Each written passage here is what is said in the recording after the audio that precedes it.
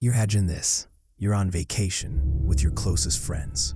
You laugh, you drink, you relax under the sun. Life is good. Then suddenly, something snaps. You're afraid. You're paranoid. You run.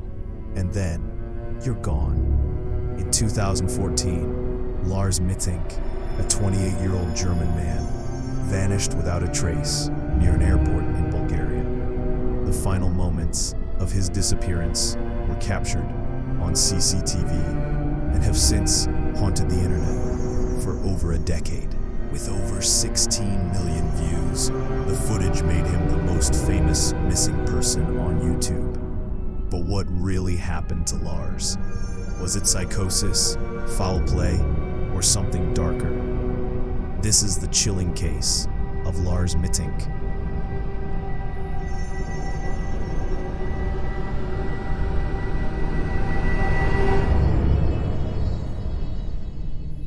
Lars Johann Mittank was born in Berlin in 1986, but he grew up in Itzehoe, a quiet town in northern Germany. By all accounts, he was a normal guy, friendly, reliable, working at a power plant with a steady girlfriend and a close bond with his mom, Sandra. When his father suffered a stroke, Lars stepped up, visiting regularly, helping around the house. He wasn't the kind of guy who made trouble or took unnecessary risks, which makes what happened next all the more confusing.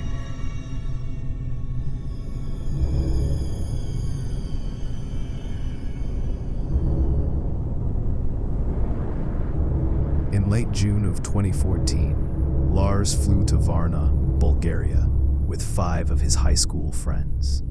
They were headed to Golden Sands, a vibrant seaside resort, popular with young tourists. According to his friends, the week was typical. They drank, swam, played football, hit the clubs.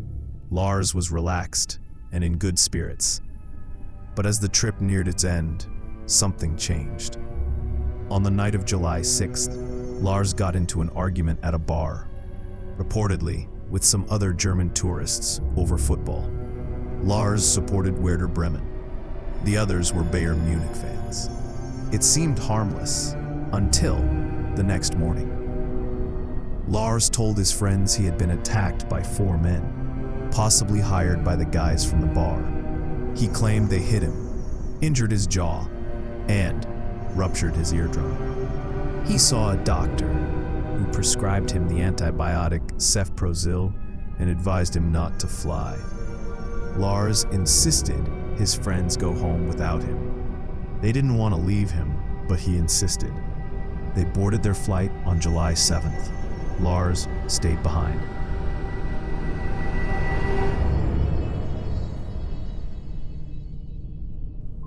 Lars checked out of the resort and into a cheap hotel near the airport, Hotel Color Varna, and that's when things got weird.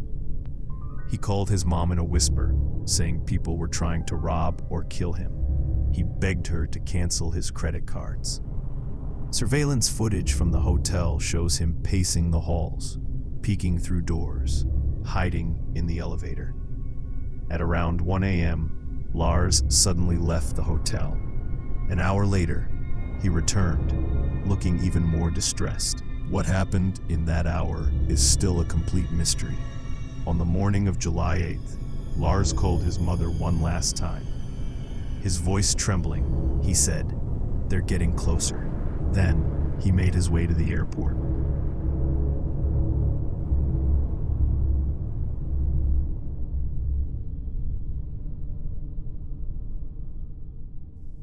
Wearing a yellow t-shirt and jean shorts, Lars arrived at Varna Airport.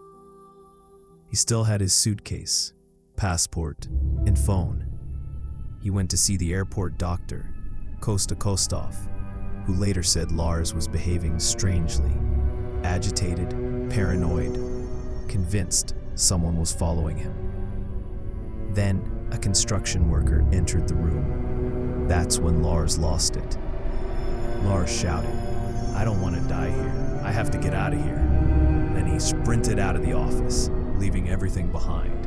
His luggage, Phone, passport, everything. Security cameras captured the moment he bolted from the terminal, ran across the parking lot, scaled a fence, and disappeared into a forest near the runway.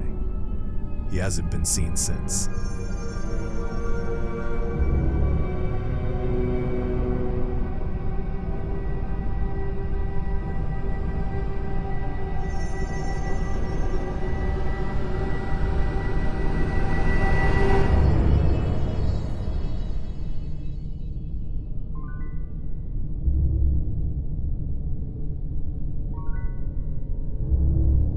Since his disappearance, Lars's story has become a true internet mystery.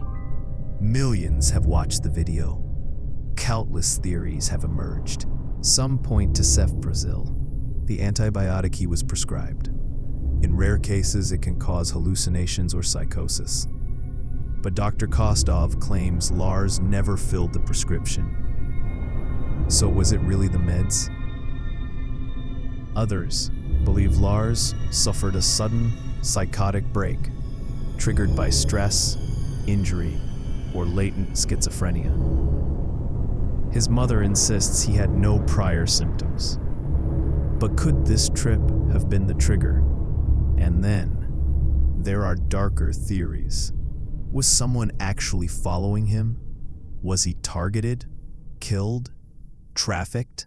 Some say the story about the fight might have been real, but nothing has ever been proven. Over the years, there have been alleged sightings of Lars in Brazil, in Germany, even in remote parts of Eastern Europe. One truck driver claimed to have picked up a man who looked just like an older, bearded Lars. But every lead went cold. Lars's mother, Sandra, has never given up. She believes her son is still alive, maybe living off-grid, maybe suffering from memory loss. Every time I see that video, she once said, I want to protect him. I want to rescue him. She even hired a private investigator. But years have passed, and the forest Lars ran into has never given him back. What happened to Lars Mittank that day? Was he running from someone, or from himself? A man caught on camera in his final known moments, and then silence. But the world is still waiting for answers. And that's the case of Lars Mittank. Let me know what you think in the comments. Was it a mental health crisis, something more sinister, or something else entirely? If you found this case interesting, consider subscribing for more deep dives into internet mysteries and unsolved stories like this one. And hey, if you know of a case you want me to cover next, drop it down below. Thanks for watching. Take care, and I'll see you in the next one.